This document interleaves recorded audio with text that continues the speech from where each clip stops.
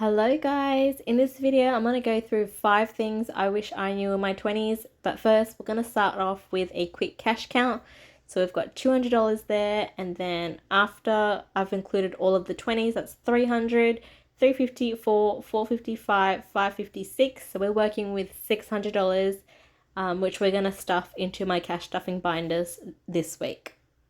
Now this week I had no rollover in my envelope, so I'm just going to be stuffing, so just follow along with that whilst I go through the first lesson I wish I knew at a much earlier stage. So the first thing would be saving money is not enough. What you need to be doing is finding a way to use your savings to help generate more income. So what I mean by that is finding investments to help your money grow. So basically, making your money make you more money is a concept that I grasped.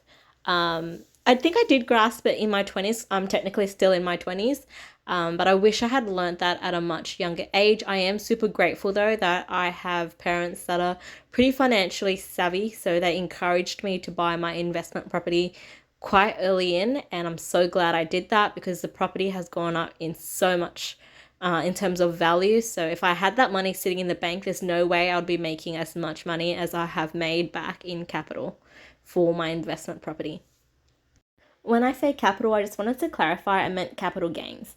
Also, I understand buying a property is a huge responsibility, and I understand that you need like a huge lump sum of funds to do that. So buying an investment property may not be the best option for some of you or many of you. Just keep in mind this video is just based on my opinion only, so I'm not licensed to provide any financial advice, so make sure you speak to a professional before making any changes to your finances.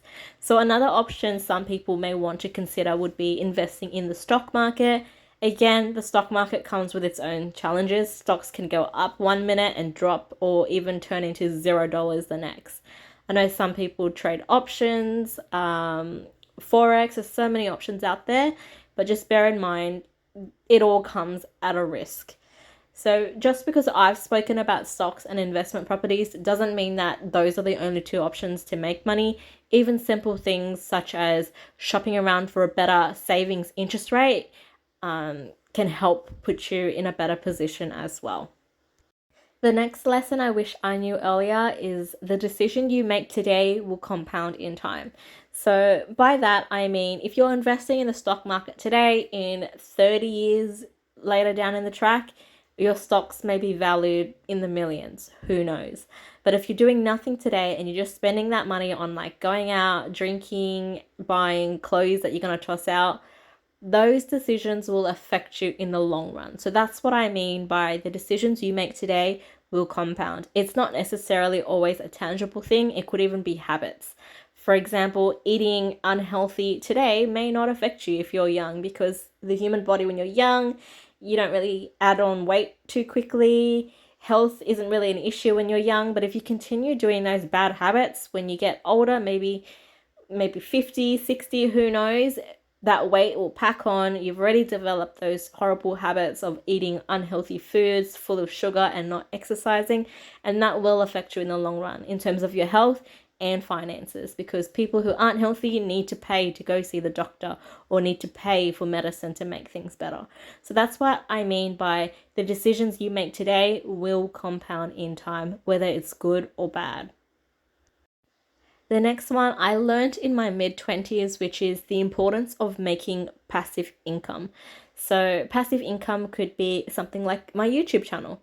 So it's not my main source of income. Yes, it does generate a bit of income here and there, and my channel's quite small now, but who knows, maybe in 10 years' time it will make me millions. So finding little things that generate income, such as dividends, is also another option, or turning your hobby into a little business to generate income is also another option.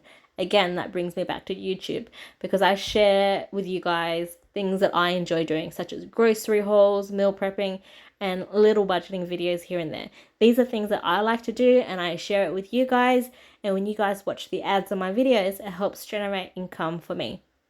At the moment, it's very minimal income, but I'm hoping in the long run it will grow at a much larger scale.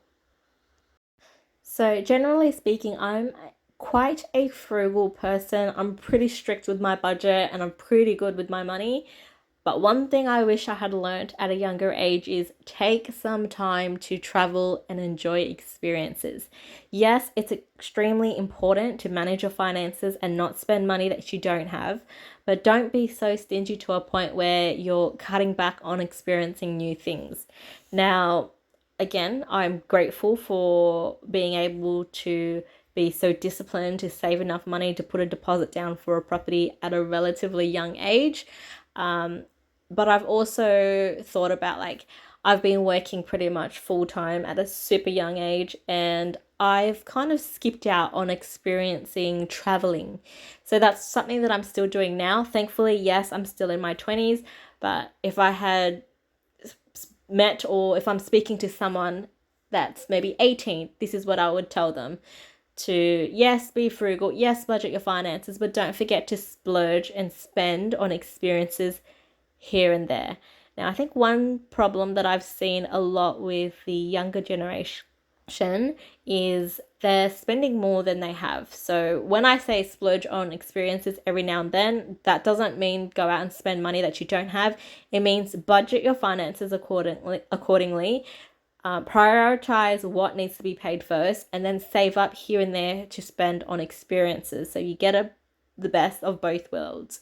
You manage your finances and you get to experience fun things.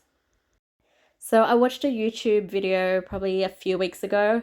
I don't remember the name of the video, but it was a man and his quote was, "The willingness to be disliked is a superpower." And I thought to myself, boy, oh boy, is that true.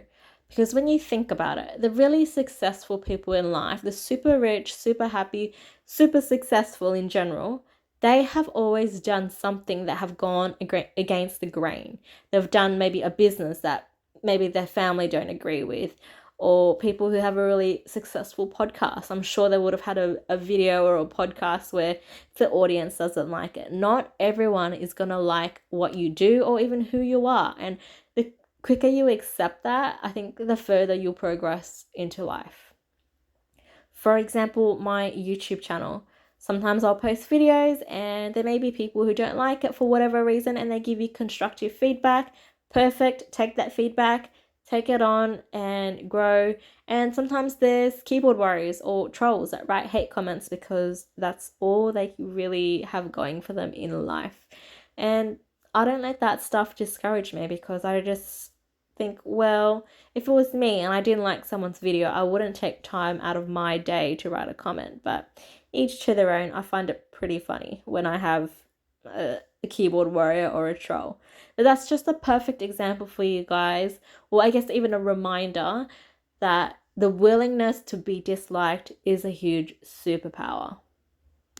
The reason why I've explained that and linked that to my YouTube channel is because I've wanted to create a YouTube channel for quite a long time, but then I thought about all of the keyboard warriors and like all of that like perception of someone may not like me, and the quicker I accepted that, you know what, that's probably going to happen, I'm probably going to have some people that are keyboard warriors or nasty or have negative comments, then I just decided, you know what, I'm going to do this anyways, and I've accepted that that's going to happen because that's life. And ever since, I haven't really been bothered by the negative comments and I have been loving doing YouTube. Now, yes, I know YouTube's not groundbreaking, but to me, that was stepping over a boundary that I was once a little bit concerned about.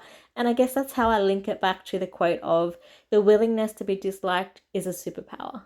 Thanks for watching.